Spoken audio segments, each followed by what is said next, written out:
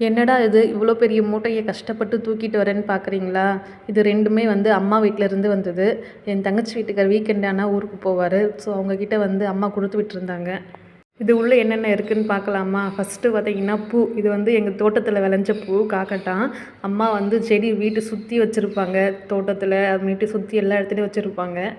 அந்த பூவெல்லாம் கட்டி எல்லாமே வந்து குடுத்து விட்டுருந்தாங்க. அதுக்கப்புறம் வந்து பொரி உருண்டை, இந்த பப்பாளி பழம் பார்த்தீங்கன்னா, எங்க தோட்டத்து மரத்தில காய்ச்சது தான். தக்காளி, அப்புறம் கேரட்டு எல்லாமே வந்து வாங்கி குடுத்துருக்காங்க.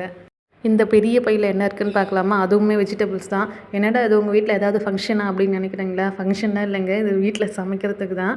இது எப்படியும் எங்களுக்கு ஒரு 2 வீக்ஸ் வரைக்கும் வரும்.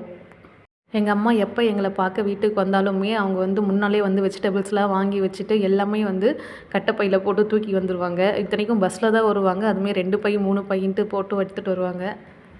எல்லாரோட அம்மாக்களும் இப்படி தான் இருப்பாங்கன்னு நெனைக்கிறேன். பொண்ணுங்கள பார்க்க போகும்போது, அவங்க வந்து பொண்ணுங்களுக்கு பிடிச்சதெல்லாம் எடுத்துட்டு போவாங்க. ஸோ, எங்க மம்மியும் அந்த மாதிரி தான். பால்வாடியில குடுக்குற சத்து மாவு பாக்கெட்டுமே வந்து ஒரு 6, 7 பாக்கெட்டுக்கு கிட்டத்தட்ட எடுத்துட்டு வந்திருந்தாங்க. நான் கொஞ்சம் முன்னாடி காமிச்சேன்ல சப்போட்டா, அதுவுமே வந்து எங்க மரத்தில விளைஞ்சது தான். எங்க வீட்டு தோட்டத்தில இருக்க சப்போட்டா மரம். நல்லா சூப்பரா டேஸ்ட்டா இருக்கும். இந்த பையில என்ன இருக்குன்னு நானும் தொட்டு தொட்டு பார்த்துருந்தேன். கடைசியில என்னன்னு பார்த்தீங்கன்னா, கோதுமை குடுத்துருந்தாங்க. நாங்க சப்பாத்தி மாவு காலி ஆயிடுச்சுன்னு சொல்லியிருந்தோம். அதனால கோதுமையும் வாங்கி குடுத்துருக்காங்க. இவ்வளோ வெஜிடபிள்ஸும் வைக்கிறதுக்கு ஃப்ரிட்ஜில இடம் பத்தாதுன்னு நெனைக்கிறேன். பட் இருந்தாலும் அட்ஜஸ்ட் பண்ணி வச்சு தானே ஆகணும்.